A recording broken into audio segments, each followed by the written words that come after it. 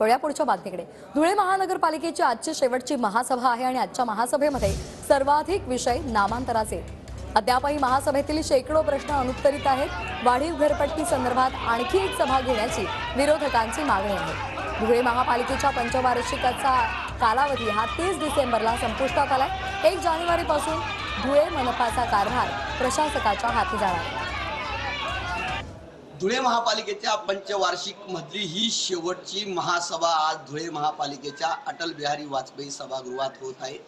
गेल्या 5 वर्षापासून भारतीय जनता पार्टीच्या हातात या महापालिकेची एक हाती सत्ता आहे आणि आज ही शेवटची महासभा या ठिकाणी होत आहे। महासभेच्या विषयांमध्ये या ठिकाणी काही रस्त्यांचे विषय असतील, काही नामांतरांचे विषय असतील, तर काही जे काही भूखंड आहेत त्यांचे विषय आज घेण्यात आले आहेत। मात्र विकासाचे कुठलेही मुद्दे आज या महासभेत घेण्यात आलेले दिसत नाही। विशेष म्हणजे गेल्या पंचवार्षिक म्हणजे जे आश्वासन महापालिकेच्या या भाजपाच्या सत्ताधाऱ्यांनी दिलं होतं, पाण्याचा प्रश्न तो काही अंशी मिटला असला तरी अजूनही धुळ्यात पाण्याचा प्रश्न कायम आहे। त्याचबरोबर मोकाट कुत्रे असतील, भूखंड असतील, त्याचबरोबर या ठिकाणी धुळे महापालिकेच्या हद्दीतील नागरिकांना महापालिकेने वाढीव घरपट्ट्या दिलेल्या असतील, हे प्रश्न अजूनही अनुत्तरित आहेत।